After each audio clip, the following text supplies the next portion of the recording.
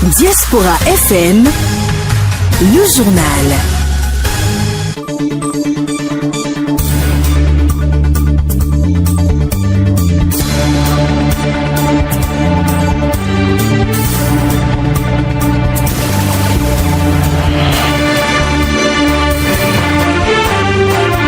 Très heureux nous sommes de vous retrouver pour cette section d'information sur la 102.3. Mesdames et messieurs, bienvenue.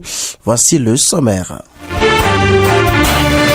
Son Excellence Mohamed Saïd Al-Kabi, l'ambassadeur des Émirats Arabes Unis auprès de la République du Bénin, a été reçu ce mardi 30 janvier à Cotonou au cabinet de son Excellence Alassane Seydou, ministre de l'Intérieur et de la Sécurité publique. On en parle dans ce journal. La proposition de loi portant révision de la Constitution introduite à l'Assemblée nationale par le député Hassan Seibou, président du groupe parlementaire Bloc républicain, suit son cours au Parlement. Selon les informations, la proposition de loi a été affectée ce mardi à la Commission des lois de l'administration des droits de l'homme. Quant au fond, la proposition de loi a été affectée aux 4 autres commissions permanentes de l'Assemblée nationale pour avis. Et puis sur le plan sportif, repêché avec 3 points en phase de poule, la Côte d'Ivoire a créé la sensation dans la soirée de ce lundi 29 janvier en éliminant le Sénégal, champion en titre au terme de la séance de tir au but. 5 buts à 4. On en parle également dans ce journal. Mesdames et messieurs, voilà pour le sommaire de ce rendez-vous de l'information. Carnot François, Mbédérétor. Bienvenue à toutes et à tous. Je l'annonçais en titre, son Excellence Mohamed Saïd Al-Kabi, l'ambassadeur des Émirats Arabes Unis auprès de la République du Bénin, a été reçu ce mardi à Cotonou au cabinet de Alassane Seydou, ministre de l'Intérieur et de la Sécurité publique du Bénin. Au cours de l'audience, les discussions ont porté sur la situation actuelle et les perspectives des relations bilatérales entre les Émirats Arabes Unis ainsi que sur les moyens de les renforcer dans les domaines d'intérêt commun. Mohamed Saïd Al-Kabi a souligné lors de la réunion l'engagement des Émirats Arabes Unis à renforcer la coopération, notamment dans les domaines de la sécurité et de l'échange d'expériences dans l'intérêt des deux pays. Le ministre Alassane Seydou a confirmé l'engagement du Bénin à rehausser le niveau de coopération entre les Émirats Arabes Unis et à tirer profit de leurs expériences en tant que modèle pionnier à suivre dans divers domaines, en particulier celui de la sécurité. Autre information à développer dans cette édition. Le Bénin a décidé depuis peu de procéder à la réactualisation du code de la route, alors que le projet de loi portant nouveau code de la route est transmis à l'Assemblée nationale pour examen. Des précisions quant aux innovations apportées sont davantage connues. Entre autres, l'excès de vitesse sera qualifié de délit.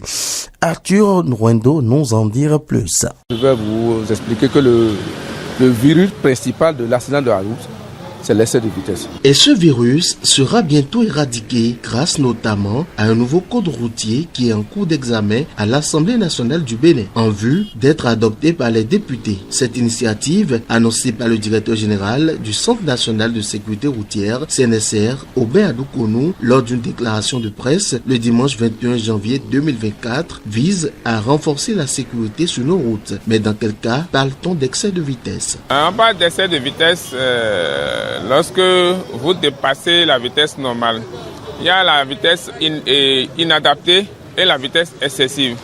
On parle de vitesse excessive lorsque, par exemple, il y a un panneau de signalisation qui vous demande de rouler à moins de 40, par exemple, et que vous dépassez ça fait une vitesse excessive. Et une vitesse inadaptée, c'est qu'il y a des zones où vous-même, vous pouvez calculer, imaginez qu'on ne peut pas faire l'excès de vitesse là, mais vous filez. Là, ça c'est une vitesse inadaptée. Quand on regroupe les deux, ça fait l'excès de vitesse. Ce projet de loi, fruit d'une collaboration étroite, est une bonne chose selon Gilbert Rouissin, citoyen et promoteur d'auto-école. Une bonne chose. Sinon, aujourd'hui, la première cause des accidents de la circulation, c'est l'excès de vitesse. Et selon les statistiques, que ce soit du CNSR ou sur le plan mondial, c'est la vitesse qui est placée en première position. Donc ça veut dire que lorsqu'on arrive à lutter un peu contre l'excès de vitesse, ça veut dire que les accidents vont diminuer un peu, au moins. Donc cette loi est bienvenue. Les choses ne seront donc plus comme avant. Avant, on disait au niveau des accidents, on parle d'homicide involontaire. Et quand les gens filent, ils font l'excès de vitesse ou bien ils violent les règles du code de la route et ils vont tuer quelqu'un, on dit que c'est des homicides involontaires et on peut relâcher facilement cette personne. Mais désormais, lorsque on juge que vous êtes en excès de vitesse, que vous avez violé les lois du code et que vous allez tuer quelqu'un, vous risquez des peines d'emprisonnement et d'amende grave. Ce ne sera plus comme avant où les gens disent « je vais vous tuer seulement et l'assurance va payer ». Ce ne sera plus comme ça. Gilbert Ouissin, comme plusieurs citoyens, attendent avec impatience l'application de cette loi. Nous prions les députés de vite adopter cette loi pour que ça puisse rentrer en vigueur, pour un temps soit peu discipliner les usagers de la route, pour qu'ils cessent de tuer des gens innocemment sur nos routes. Car selon M. Arongan, quand il n'y a pas excès de vitesse, il n'y a pas accident. L'excès de vitesse, autrefois non considéré comme un délit, occasionne des dommages aux infrastructures publiques. Ainsi, cette nouvelle disposition du code routier ambitionne de limiter l'excès de vitesse tout en protégeant les usagers et les infrastructures routières. La proposition de loi portant révision de la Constitution a été soumise à l'Assemblée nationale le vendredi 26 janvier 2024. Elle fait suite à la décision de la Cour constitutionnelle qui ordonne une relecture du Code électoral. La Cour a adjoint au Parlement de retoucher la loi électorale en vue de corriger la rupture d'égalité entre les parrains lors de la présidentielle 26. La proposition de loi propose d'inverser l'ordre des élections en organisant la présidentielle avant la tenue des élections législatives et communales couplées. Cette inversion a justifié Alassane Seydou dans sa proposition constitue également une solution législative qu'appelle la décision DCC numéro 24-001 du 4 janvier 2024 rendue par la Cour constitutionnelle en vue de satisfaire au principe de l'égalité et de légitimité des parrains. L'offre de réforme constitutionnelle prévoit dans ce sens de toucher deux articles, notamment 153 et l'article 42 de la Constitution. L'article 42 proposé renforce a priori le verrou de la limitation du nombre de mandats présidentiels à 2. Dans tous les cas, nul ne peut de sa vie exercer plus de 2 mandats présidentiels, suggère la proposition. Et justement, les députés du groupe parlementaire Les Démocrates ont tenu ce lundi à Cotonou une rencontre de concertation avec les autres formations opposées au régime du président Patrice Talon. Au menu des échanges, la question de la relecture du code électoral et la révision de la Constitution. Clémence Tonoucoin était au lancement des travaux de cette rencontre. Voici son compte rendu. La correction du code électoral ne devait pas être faite entre les 4 murs de l'Assemblée nationale et que le code électoral devrait régir la nation et particulièrement tous les partis politiques qui existent dans notre pays, qu'ils soient représentés à l'Assemblée nationale ou non. C'est donc pour avoir une position unique de tous les partis de l'opposition sur la question de la relecture du code électoral et la révision de la Constitution que cette rencontre de concertation entre les députés du groupe parlementaire Les Démocrates et les autres partis de l'opposition a été initiée. Les partis La Grande Solidarité Républicaine JSR, le Mouvement Populaire de Libération MPL, le Parti Nouvelle Force Nationale NFN, présents à la rencontre vont échanger, entre autres, sur les modifications à apporter au code électoral et sur l'éventualité d'une révision de la Constitution. Pour l'honorable Éric Koundété, premier vice-président du Parti Les Démocrates, l'exercice s'inscrit dans la recherche de consensus et c'est pourquoi il a souhaité que les décisions à prendre à l'issue de cette rencontre tiennent compte de la démocratie et de la volonté du peuple. Alors que nous avons demandé chaque fois le dialogue, la recherche de consensus. Dans ce désir de modifier la Constitution, le chef de l'État a trouvé le temps pour l'opposition, le temps pour le groupe parlementaire de l'opposition. C'est pour ça que la réponse que nous aurons à apporter à la demande des populations doit être une réponse qui reste conforme aux exigences démocratiques, conforme à la volonté populaire. Voilà pourquoi, chers camarades, je suis persuadé que nos échanges déboucheront sur des conclusions exploitables, que nos échanges indiqueront parfaitement notre refus de nous accoquiner, de nous contenter d'accompagner les volontés, j'allais dire même les fantasmes du régime de la rupture. Rappelons que cette rencontre fait suite à celle que le chef de l'État a tenue lundi 22 janvier dernier avec les membres du groupe parlementaire Les Démocrates. Restons toujours dans cette actualité politique. Le parti Renaissance nationale a opiné par rapport au projet de loi portant révision de la Constitution déposé au Parlement. On écoute Mohamed Awali Akintola, chef cellule communication du parti, reçu ce lundi sur l'émission Matin d'Éden.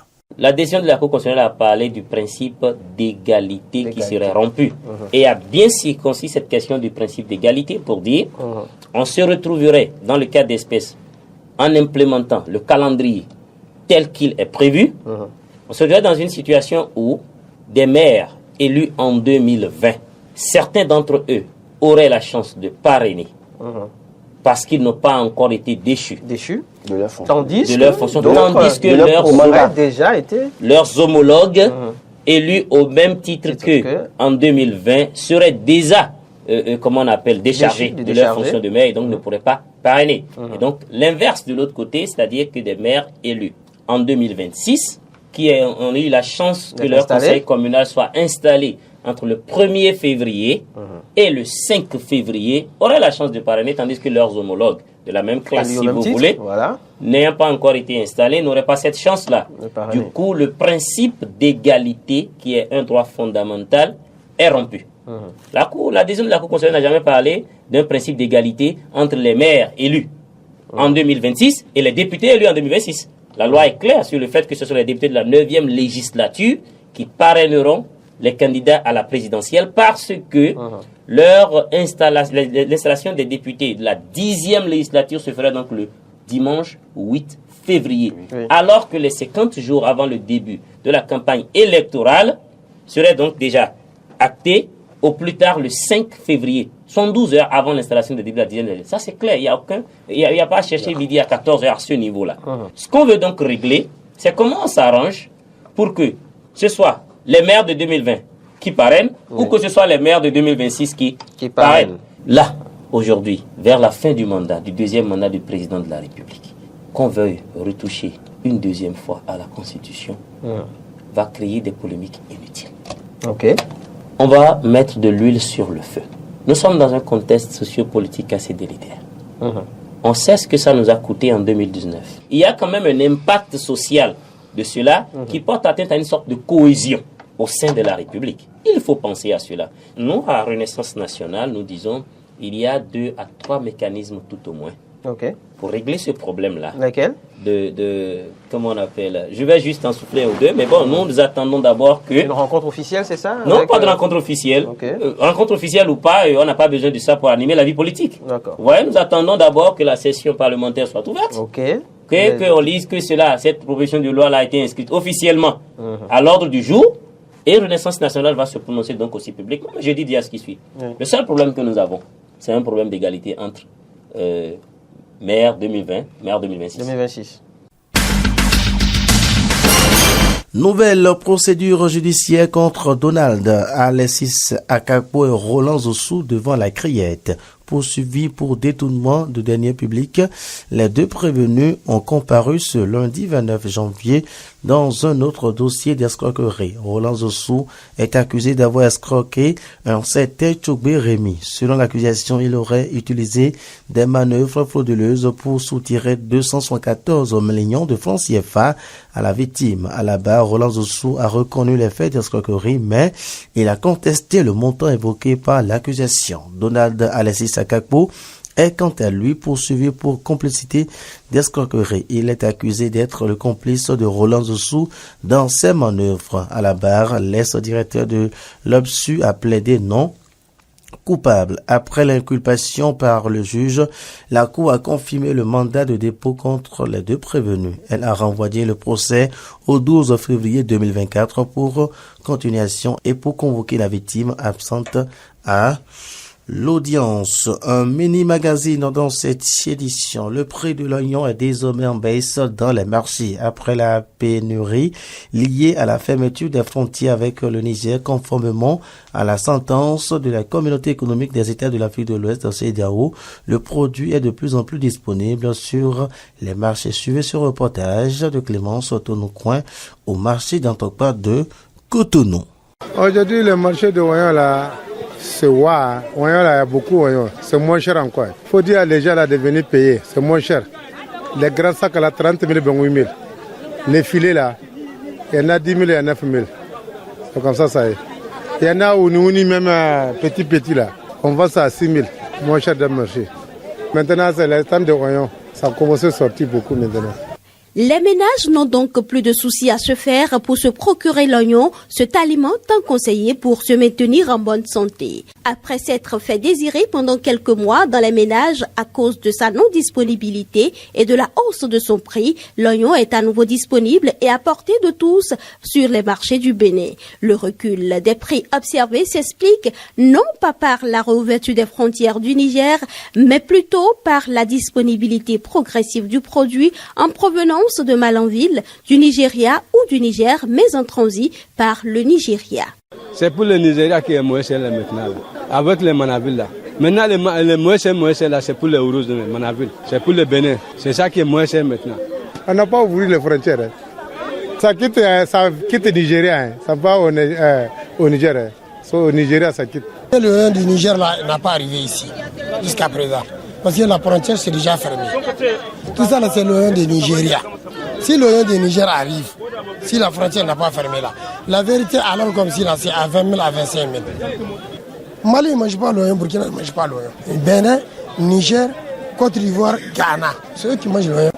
Là qui mange l'oignon, tout c'est déjà fermé. Donc maintenant cette année là, c'est les pertes de cultivateurs. L'augmentation des frais de transport de l'oignon depuis le Niger vers le Bénin est la principale raison pour laquelle les commerçants préfèrent se rabattre sur le voisin de l'Ouest. Il y a augmentation de l'argent beaucoup. Avant là, les sacs là, avec frais de route là, c'est à 5 000 on paye, 5 500. Maintenant jusqu'à 9 000, 8 000. Là un sac là, frais de route là, avec camion tout. Maintenant 9 000, 8 000, 8 500. Comme transport de Niger là, c'est trop cher. C'est trop cher. Comme avant, le camion qui va sortir du port là, il va venir vide. C'est lui qui prend bagages, oignons, tout pour retourner. Maintenant, il n'y a pas ça. Il n'y a pas ça tout. Ce problème, c'est trop. Maintenant, là, on a mené oignon encore. Tous les clients qui vont payer oignon là, il a dit venez là, ça n'a pas allé. Il n'a pas allé, il n'a pas l'argent pour payer. Maintenant, là, oignon, c'est venu beaucoup. Il n'y a pas personne qui va payer. Même il a mené là. Il n'y a pas personne qui va payer. Ces commerçants, soucieux du devenir de leurs frères producteurs d'oignons au Niger, plaident pour la réouverture effective des frontières. On est là, on est en train de prier à Dieu, parce qu'on voulait réouvrir ça. Nous, on a déjà cultivé, notre grand frère, on a déjà cultivé ça là-bas. Ils sont là-bas. Ils ne savent pas où ils vont partir avec ça. Tu sais que tu as cultivé au moins ça, 40 sacs, 30 sacs, tu vas manger ça. Si tu n'as pas venu, tu vas manger ça. Ça va plus, ça va gâter. Donc c'est là c'est une perte. Donc l'année prochaine, qu'est-ce que tu vas faire? Tu n'as pas fait. Avec quoi que tu vas faire? Il n'y a pas l'argent. L'argent que tu as pris dans ta poche pour cultiver, il n'a pas vendu. C'est là, à la maison, c'est déjà gâté tout. Donc ce sont des animaux qui vont manger ça. Le Niger Bénin là, c'est la même. Il n'a qu'à aller pour négocier. Avec même État là, il n'a pas négocié là. Population avec population, là, il n'a qu'à négocier. Comme c'est population qui est État. Ce n'est pas État qui est population. Population qui est tout. Population de Niger ou bien population de Bénin, il n'a qu'à comprendre. Pour travailler ensemble, pour vous voulez l'avoir. S'il n'a pas vous voulez l'avoir, c'est un grand problème. Il est nécessaire que les autorités gouvernementales soutiennent cette filière afin que le Bénin ne dépende plus des autres pays.